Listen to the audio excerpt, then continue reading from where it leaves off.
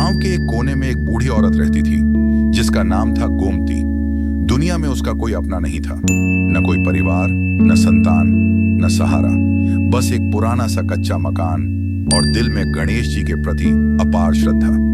दादी गोमती का जीवन सादगी और भक्ति से भरा हुआ था। उसके दिन की शुरुआत और अंत दोनों ही गणेश जी के नाम से होते थे। हर सुबह वह अपने आंगन में बैठकर गीली मिट्टी लाती, अपने कांपते हाथों से बड़ी श्रद्धा के साथ गणेश जी की एक छोटी सी मूर्ति बनाती। फिर उस मूर्ति के सामने फूल चढ़ाती, दीप जलाती, अगरबत्ती सुलगाती और आंखें बंद कर भजन गुनगुनाने लगती। हे गंजानन, मेरे जीवन में तू ही आस है, तू ही विश्वास। भक्ति करते करते उसकी आंखें भर आती, लेकिन चेहरे पर अजीब सी शांति रहती। पर दोपहर होते होते तेज धूप और गर्मी से मिट्टी सूख जाती। कई बार मूर्ति में दरार पड़ जाती, तो कई बार वह पूरी तरह टूटकर जमीन पर बिखर जाती। दादी हर बार टूटे हुए टुकड़ों को देखकर व्यथित हो जाती। वह धीरे से मूर्ति को उठाकर कहती, कितनी बार तुझे बनाऊं बेटा, हर दिन तू टूट जाता है, पर क्या करूं, तुझे देखे बिना मेरा दिन नहीं कटता। उसके लिए वह मिट्टी की मूर्ति केवल आकार नहीं थी, बल्कि उसकी सांसों में बसती श्रद्धा थी। एक दिन दादी के घर के सामने अचानक हलचल शुरू हो गई। गांव के सेठ रघुनाथ का नया भव्य मकान बनने वाला था। दूर दूर से मजदूर बुलाए गए थे। ईंटें, सीमेंट, सरिया सब कुछ जमा होने लगा। दादी गोमती अपनी लाठी का सहारा लेकर धीरे धीरे वहां पहुंची। मजदूर दीवारें उठा रहे थे, काम तेजी से चल रहा था।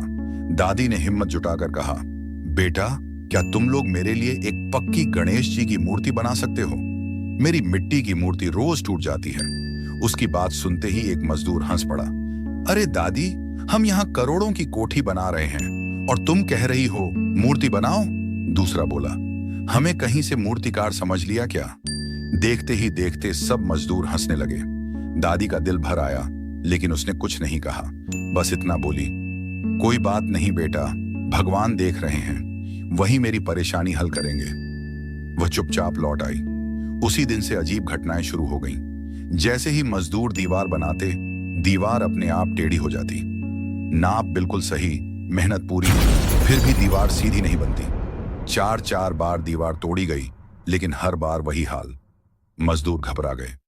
ये क्या हो रहा है? कहीं कोई शक्ति तो नहीं? 3 दिन बीत गए, लेकिन दीवार खड़ी नहीं हो पाई। 3 दिन बीतने के बाद सेठ रघुनाथ का गुस्सा 7वें आसमान पर पहुंच गया। वह साइड पर आया और चिल्लाया, यह कैसा तमाशा है? 3 दिन में एक दीवार नहीं बन पाई। मजदूरों ने डरते हुए कहा, सेठ जी, हम पूरी मेहनत कर रहे हैं, लेकिन दीवार अपने आप टेढ़ी हो जाती है। तभी एक बुजुर्ग मजदूर ने धीरे से कहा, सेठ जी, 3 दिन पहले एक बूढ़ी दादी आई थी, हमसे गणेश जी की मूर्ति मांगी थी। हम सब ने उसका मजाक उड़ाया, तभी से यह सब हो रहा है। सेठ कुछ पल चुप रहा। उसके मन में अपराध बोध जाग उठा। वह तुरंत दादी गोमती के घर पहुंचा। वहां देखा कि दादी जमीन पर बैठी टूटी हुई मिट्टी की मूर्ति के टुकड़े समेट रही थी। सेठ की आंखें झुक गईं। उसने हाथ जोड़कर कहा, दादी, हमें माफ कर दीजिए, हमने आपकी भक्ति का अपमान किया। दादी ने शांत स्वर में कहा, मैंने कुछ नहीं किया बेटा, बस गणेश जी से कहा कि सब देखो, बाकी सब उन्हीं की माया है। सेठ भावुक हो गया। उसने कहा, मैं वादा करता हूं दादी, आपके लिए एक ऐसी गणेश जी की मूर्ति बनवाऊंगा जो कभी ना टूटे। दादी की आंखों में आंसू थे, लेकिन चेहरे पर संतोष। कुछ दिनों बाद पूरे गांव में फिर हलचल थी। सेठ रघुनाथ खुद एक सुंदर संगमरमर की गणेश जी की मूर्ति लेकर दादी के आंगन में आया। सफेद संगमरमर से बनी वह मूर्ति अद्भुत और दिव्य लग रही थी। सेठ ने मूर्ति दादी को सौंपते हुए कहा, दादी, अब आपके गणेश जी कभी नहीं टूटेंगे।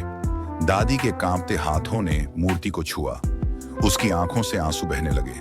उसने भावुक होकर कहा, आज मेरी वर्षों की भक्ति सफल हो गई बेटा, गणेश जी ने मेरी सुन ली। उस दिन से दादी की सुबह और भी पवित्र हो गई। वह उसी संगमरमर की मूर्ति के सामने फूल चढ़ाती, दीप जलाती और भजन गाती। धीरे धीरे पूरे गांव के लोग उस आंगन में आने लगे। घंटियों की मधुर आवाज, भजनों की गूंज और दादी की सच्ची भक्ति ने पूरे गांव को जोड़ दिया। जो लोग कभी उसकी गरीबी पर हंसते थे, आज उसकी श्रद्धा के आगे नतमस्तक थे। यह कहानी केवल चमत्कार की नहीं, बल्कि सच्ची भक्ति, विनम्रता और आस्था की शक्ति